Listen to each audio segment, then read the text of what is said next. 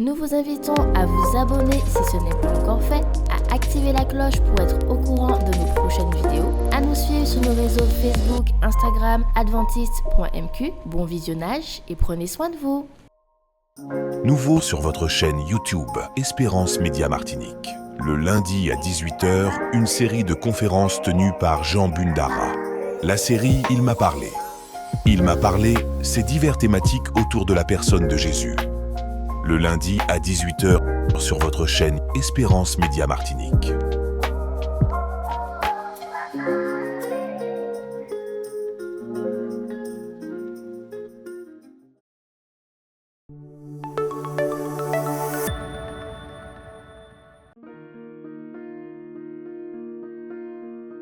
Vous avez besoin d'aide. Vous souhaitez vous entretenir avec un pasteur, un psychologue, un conseiller en relations d'aide. La cellule d'écoute de la Fédération des Églises adventistes du 7e jour de la Martinique est à votre disposition, 7 jours sur 7, de 8h à minuit, au 0805 288 394. Cet appel est gratuit.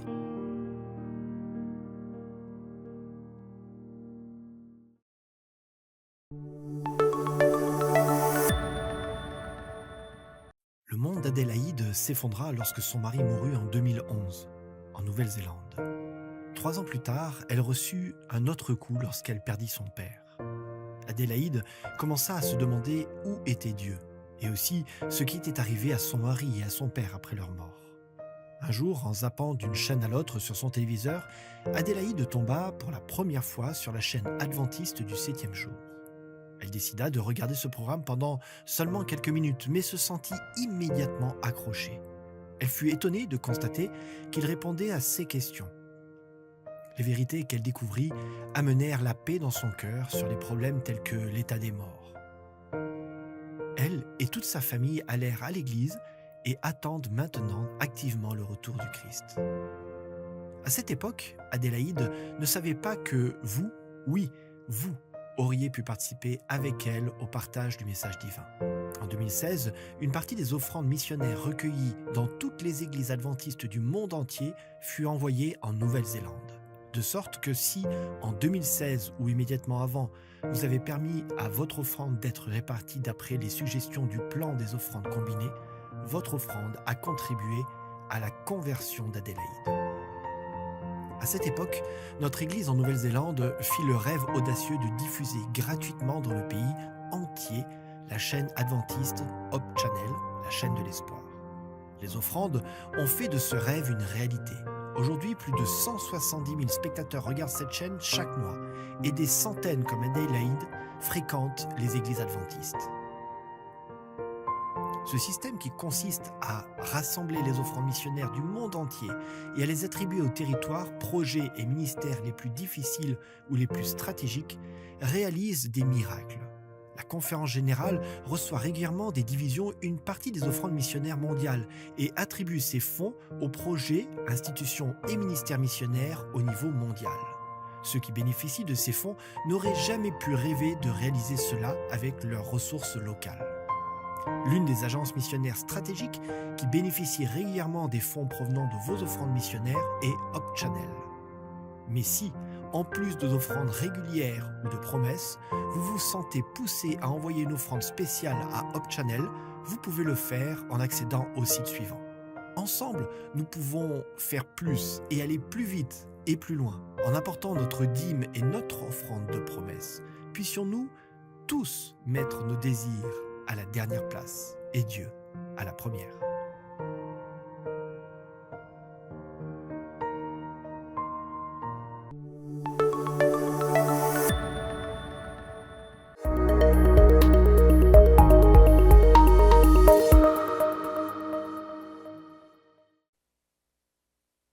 Mesdemoiselles, messieurs, chers amis, frères et sœurs, bonjour. Le sabbat et l'alliance éternelle. Qu'est-ce que le sabbat nous apprend sur Dieu? Qu'est-ce que le sabbat nous apprend sur la personne de Dieu? Qu'est-ce que le sabbat nous apprend sur le dedans de Dieu, à l'intérieur de Dieu,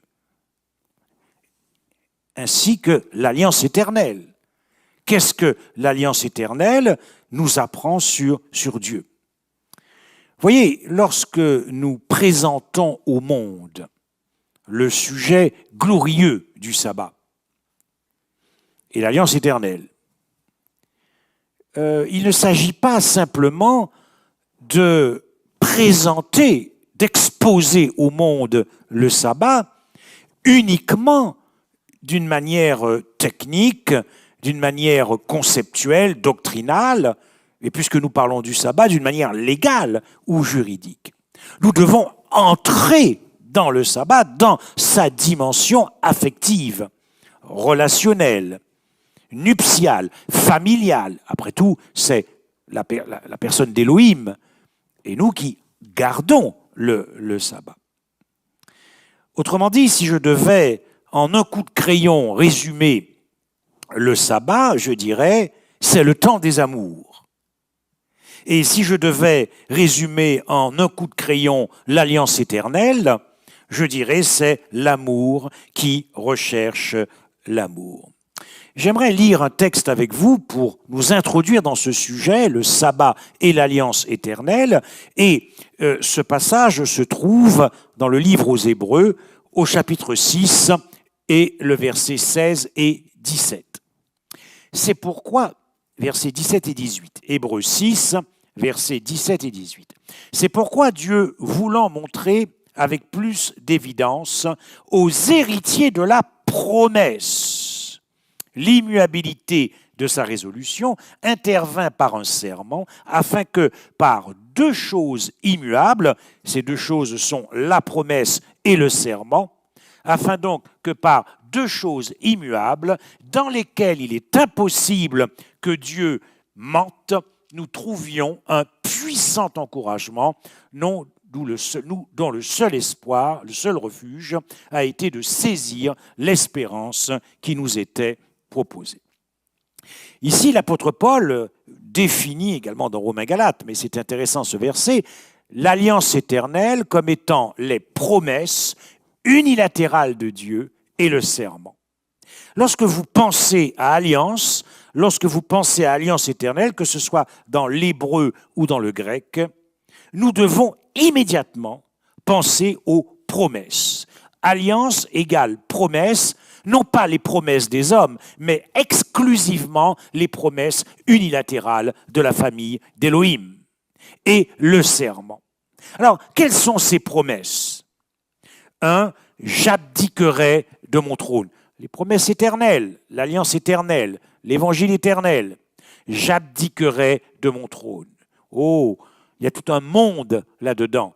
Il faudrait passer un séminaire sur j'abdiquerai de mon trône.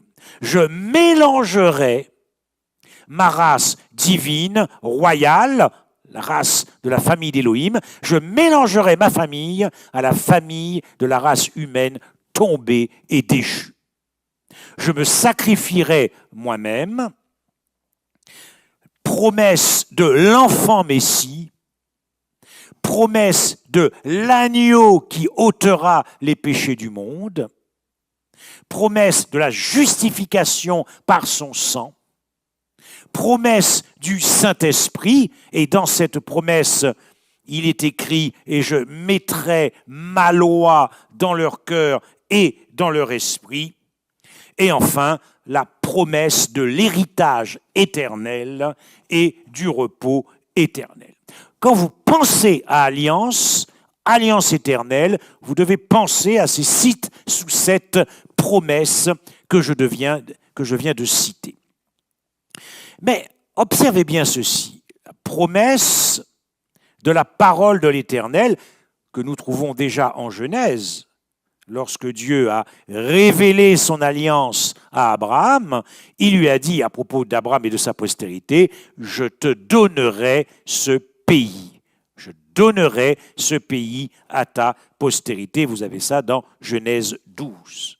Lorsque Paul va récupérer cette promesse de l'alliance éternelle faite à Abraham, Isaac et Jacob et Israël, donc Paul récupère cette promesse et il dira dans Romains 4 et le verset 13, « Car la promesse d'avoir le monde pour héritage n'a pas été faite à Abraham ou à sa postérité par la loi, mais par la justice qui vient de la foi. » Donc nous avons ici, à propos du repos éternel, l'alliance, l'héritage éternel, nous avons ici donc la parole. Mais ce qui est extraordinaire, c'est que Dieu va ajouter à la parole son serment. La parole de Dieu, à elle seule, est une promesse qui s'accomplira. Mais Dieu nous aime tellement qu'il a ajouté à la parole, qu'il a ajouté à la promesse de l'héritage éternel, il y a ajouté le serment. Je le jure. Et il dira à Abraham en Genèse 22, je le jure, parole de l'Éternel, et ta postérité, c'est-à-dire Christ, possédera la porte de ses ennemis. Autrement dit, il s'agit là encore d'un serment lié à l'héritage de la vie éternelle, puisque posséder la porte de ses ennemis, c'est nous délivrer du séjour des morts, c'est nous délivrer de la seconde mort. Je les rachèterai de la seconde mort, je les rachèterai du séjour des morts. Voilà ce que nous dit Osée au chapitre 13. Donc nous avons ici la parole, puis vient s'ajouter le serment, mais Dieu nous aime tellement que, en plus de la parole et en plus du serment, il va nous donner dès la création le signe de l'alliance, le signe de cette promesse de l'héritage éternel, puisque lorsque Dieu nous donne ce signe, il le place déjà dans la perspective de la chute de la race humaine, c'est-à-dire la chute qui a eu pour conséquence que nous avons perdu, en quelque sorte, l'héritage en Éden. Et ce signe de l'alliance éternelle, c'est naturellement le sabbat. Et Paul en parle très bien dans Hébreux 4 au verset 1 à 8. Ainsi donc, nous voyons que le repos du sabbat, le repos du 7e jour, le repos du sabbat et le repos éternel ne sont qu'une seule et même promesse. Nous voyons ici donc le lien qu'il y a entre le sabbat et l'alliance éternelle, puisque le repos du sabbat et le repos de l'héritage éternel, promesse de l'alliance, ne sont qu'un seul et même repos. Le sabbat nous fait donc, inaugure en quelque sorte, et préfigure notre entrée dans le repos éternel. Moi, je trouve ça extraordinaire, l'héritage du repos éternel. Lorsque on nous parle du sang de l'alliance éternelle, il y a donc dans l'alliance éternelle des promesses, il y a l'héritage éternel, le repos éternel. Donc non seulement nous avons la parole, c'est-à-dire la promesse, nous avons le serment, je le jure, nous avons le signe de l'alliance, le sabbat, et en plus de cela, ces promesses de l'alliance éternelle sont scellées par le sang de l'agneau. Le sang, Jésus-Christ sauveur, l'agneau qui ôte le péché du monde. Ainsi donc, le repos du sabbat n'a de sens que si nous avons déjà obtenu en Jésus-Christ le repos éternel. C'est précisément pour cela que nous gardons le sabbat. Le Christ, notre repos, comme dit le prophète Ésaïe, chapitre 32 et au verset 17, le fruit de la justice, c'est le repos. Le mot alliance en grec signifie diathéké, qui signifie testament. Donc promesse éternelle, alliance ou testament sont synonymes. Testament. Bien. Et Paul écrit que là où il y a un testament, il est nécessaire que la mort du testateur soit constatée. Autrement dit, à la mort du testateur, on ne peut plus toucher au testament. On ne peut plus toucher aux clauses du testament. On ne peut plus toucher aux promesses du testament ou alliance éternelle. Or, dans le testament, il y a cette promesse. Je mettrai ma loi dans leur cœur et dans leur esprit. C'est la promesse du Saint-Esprit. Et dans la loi, il y a le 4e commandement, qui est le repos du sabbat. Autrement dit, s'attaquer au repos du sabbat et le transférer à un autre jour de la semaine, c'est s'attaquer au testament. car la promesse de l'Esprit fait partie du testament, c'est-à-dire de l'alliance éternelle, des promesses éternelles, et dans la loi, il y a le 4e commandement. Donc s'attaquer au jour du repos, c'est s'attaquer au testament et c'est s'attaquer naturellement au testateur. Lorsque Paul dira dans Hébreux 13 que le Dieu de paix qui a ramené d'entre les morts le grand pasteur des brebis par le sang d'une alliance éternelle, le sang d'une alliance éternelle. Et le Christ dira dans Luc 22, cette coupe est la nouvelle alliance en mon sang. Autrement dit, le sang de l'alliance éternelle et le sang de la nouvelle alliance ne sont qu'un seul et même sang. Et si vous remplacez sang par sacrifice, le sacrifice de l'alliance éternelle et le sacrifice de la nouvelle alliance ne sont qu'un seul et même sacrifice. Ou encore, quel est le nom de l'alliance éternelle? L'agneau. Quel est le nom de la nouvelle alliance? L'agneau. L'alliance du nom de l'agneau. Ainsi donc, le nom de l'alliance éternelle et le nom de la nouvelle alliance n'est qu'un seul et même nom. Jésus-Christ. Ainsi donc, nous voyons, chers amis, que l'alliance éternelle et la nouvelle alliance ne sont qu'une seule et même alliance. Car de la Genèse jusqu'à l'Apocalypse, la seule alliance qui sauve, c'est l'alliance de la grâce. C'est l'alliance de la justification par le sang de Jésus-Christ. C'est la seule alliance qui sauve. Et l'apôtre Paul va régler très rapidement le sort de cette ancienne alliance dans Galates 4, lorsqu'il va comparer ces deux femmes, Agar et Sarah, à deux alliances. Et à propos d'Agar, qui typifie l'ancienne alliance, où les hommes veulent par leurs œuvres obtenir le résultat fixé par Dieu, Paul dira « chasse l'esclave et son fils, car le fils de l'esclave n'héritera pas avec le fils de la femme libre ». Ainsi donc, pourquoi je disais donc que la nouvelle alliance et l'alliance éternelle ne sont qu'une seule et même alliance? Mais précisément parce que Abraham était déjà sous la nouvelle alliance ou sous l'alliance éternelle. Abraham, et ce n'est pas pour rien qu'il est appelé le père de la foi, notre père à tous. Lorsque Paul dira dans Galates 3 et le verset 29, « Et si vous êtes à Christ, vous êtes donc de la postérité d'Abraham, héritier sur la promesse. » Nous sommes à Christ, nous sommes sous la grâce. Nous y sommes entrés dans cette alliance éternelle ou nouvelle alliance par la foi. Nous sommes à Christ. Mais Paul dira, si vous êtes à Christ, vous êtes donc de la postérité d'Abraham. Donc Abraham était déjà à Christ. Abraham était déjà donc sous la même alliance que vous et moi. D'ailleurs, dans Galates 3, verset 18, il est dit, Paul dit, si l'héritage venait de la loi, l'héritage éternel, les promesses, alors l'héritage ne viendrait plus de la promesse.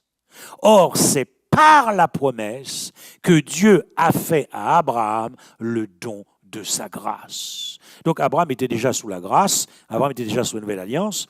D'ailleurs, il est écrit « Abraham crut, et cela lui fut imputé à justice. » Aussi certainement que vous croyez et que le Christ vous impute sa justice, il en fut de même pour Abraham. Donc Abraham était sous la même alliance que vous et moi. Abraham était sous la nouvelle alliance. Abraham était sous l'alliance éternelle, mais Abraham gardait le sabbat. Abraham gardait le sabbat, vous avez ça dans Genèse 26 et le verset 5. De la même manière que David, le roi David, était déjà aussi sous la nouvelle alliance ou l'alliance éternelle. Lorsque Paul récupère David pour justifier l'évangile et défendre l'évangile dans l'épître aux Romains et dans l'épître aux Galates, Paul dira à propos de David, et de même, David exprime le bonheur de l'homme à qui Dieu impute la justice sans les œuvres. Heureux ceux dont les iniquités sont pardonnées, heureux ceux dont les péchés sont couverts, heureux l'homme à qui Dieu n'impute pas l'homme à qui Dieu n'impute pas ses péchés. Vous voyez bien que donc David était comme vous et moi déjà sous la nouvelle alliance, mais David gardait le sabbat. Quant aux prophètes, tous les prophètes de l'Ancien Testament étaient tous aussi en annonçant le Messie. Et d'ailleurs, il est écrit dans Acte 10, verset 43, « Et tous les prophètes témoignent de lui que quiconque croit en son nom obtient par son nom le pardon de ses péchés. » Donc vous voyez bien que tous les prophètes aussi étaient déjà sous la nouvelle alliance. D'ailleurs, lorsque vous regardez dans le panthéon des hommes de foi dans Hébreux 11, on ne prend en compte que des hommes de foi dans l'Ancien Testament. Donc l'expérience de la justification par la foi pour tous ces hommes, pour tous ces prophètes, est la même expérience que nous vivons au jour d'aujourd'hui. Permettez-moi de prendre deux textes pour montrer qu'en réalité, il n'y a qu'une seule alliance qui sauve, et c'est une alliance éternelle. D'ailleurs, l'alliance éternelle, nous la trouvons déjà dans l'Ancien Testament. Si nous allons effectivement dans le psaume, un passage que j'aime beaucoup, le psaume 105, à partir du verset 8, il se rappelle à toujours son alliance. Ses promesses, vous voyez, alliance, promesse, bérit, brit en hébreu. Alliance, promesse, alliance, promesse. Ces promesses pour 1000 générations. Vous voyez bien ici qu'il s'agit des promesses pour 1000 générations. Songez que d'Abraham à Christ, ça c'est dans le dernier verset de Matthieu 1, il y a 43 générations pour à peu près 2000 ans d'histoire. D'Abraham, un tout petit peu moins, 1900 ans, 1800 ans, au Christ, on va dire globalement 2000 ans, 43 générations. 43 ou 44 générations. Vous comprenez bien que pour 6000 ans, on n'arrive pas à 1000 générations, 6000 ans d'histoire. Donc vous voyez, la notion de promesse pour 1000 générations, c'est pour montrer que cette alliance est éternelle et est révélée à chaque génération dans l'histoire de notre race humaine. Le serment qu'il a fait à Isaac, vous voyez, nous retrouvons toujours dans l'alliance promesse et le serment. Il a érigé pour Jacob en loi, en changeant son nom, et pour Israël en alliance éternelle. Vous voyez qu'on trouve alliance éternelle dans l'Ancien Testament. Et qu'est-ce que le texte ajoute? En disant « Je te donnerai le pays de Canaan comme héritage ». Et si vous allez avec moi également dans 2 Samuel 23, au verset 5, « N'en est-il pas ainsi de ma maison devant Dieu ?» C'est la prière et la dernière parole de David, « puisqu'il a fait avec moi une alliance éternelle. » Et vous retrouverez alliance éternelle dans Ésaïe 55, verset 5, Jérémie 50, verset 5, Jérémie 32, verset 40, Ésaïe 24. Donc vous voyez, Ézéchiel 16. Donc vous voyez que l'alliance éternelle est déjà dans l'Ancien Testament, et la nouvelle alliance, nous l'avons également dans Jérémie au chapitre 31. Pour vous dire donc que Ancien Testament et Nouveau Testament ne font qu'un seul testament, l'Évangile éternel. L'Évangile éternel, c'est l'essence même de l'Alliance éternelle. Et l'Alliance éternelle, c'est l'essence même de l'Évangile éternel. Voilà pourquoi, déjà, dans l'Ancien Testament, les prophètes, Abraham, les patriarches, et depuis l'Éden, avant la chute, et particulièrement après la chute, puisque l'Alliance est la réponse de Dieu à la chute de l'homme, vous voyez bien que tout ce beau monde dans l'Ancien Testament, qui avaient placé leur foi sur le Messie à venir, gardaient le sabbat. Voilà pourquoi il existe une très grande confusion dans le monde chrétien à cause de l'influence du théologien Darby et du dispensationalisme, puisque vous avez souvent entendu dire qu'on reproche aux adventistes du 7e jour qui gardent le sabbat d'être restés sous l'ancienne alliance. Que l'ancienne alliance, c'est pour les Juifs, c'est la loi, c'est la justification par la loi, et puis on a basculé dans le Nouveau Testament avec l'alliance de la grâce. Or, je viens de faire cette démonstration que tous les patriarches, le roi David, tous les prophètes étaient déjà sous la même alliance que nous, et ils gardaient naturellement le sabbat.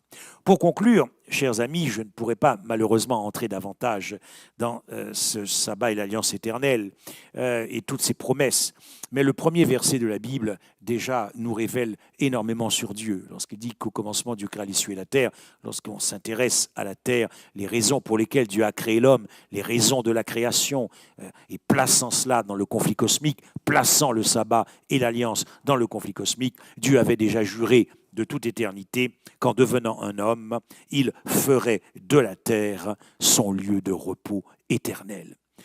Le psaume 132, versets 13 et 14, « Oui, l'Éternel a choisi Sion, il l'a désiré pour sa demeure. C'est mon lieu de repos à toujours, et j'y habiterai, car je l'ai désiré. » Et je voudrais vous laisser avec ce merveilleux passage que nous trouvons dans Ésaïe 62. « On ne te nommera plus délaissé, on ne te nommera plus ta terre désolation, mais on t'appellera mon plaisir en elle. Et l'on appellera ta terre épouse, car l'Éternel met son plaisir en toi, et la terre aura un époux. » Lorsque le peuple final de Dieu, cette épouse que le Christ cherche depuis 6000 ans, aura mis un terme définitif aux accusations de Satan, alors Dieu entrera dans son repos. C'est ce que signifie profondément le repos du sabbat. Et lorsque Dieu aura trouvé son épouse et que la terre aura un époux, eh bien, cette épouse est le repos de Dieu. Tu es le repos de Dieu. Amen.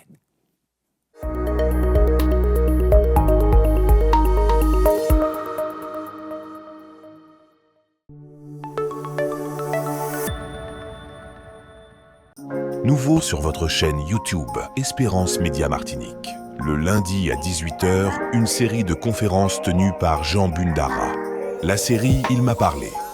Il m'a parlé, c'est divers thématiques autour de la personne de Jésus.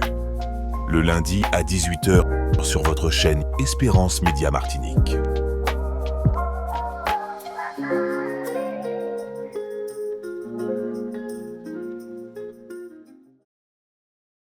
Faites l'expérience Espérance Média. Vibrez, écoutez et regardez votre radio Espérance FM en direct. Les podcasts de vos émissions préférées, les worship moments, tout à portée de main en un clic. Téléchargez dès maintenant l'application Espérance Média, disponible sous les plateformes de téléchargement Apple Store et Google Play.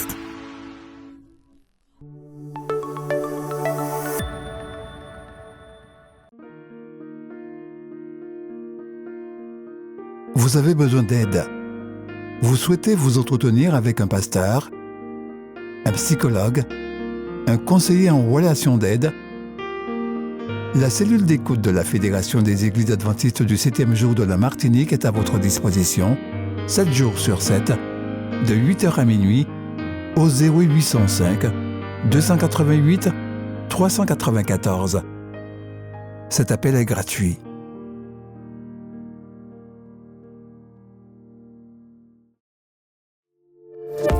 N'oubliez pas de vous abonner si ce n'est pas encore fait, de liker et de partager avec vos amis si cela vous a plu. À bientôt pour une prochaine vidéo.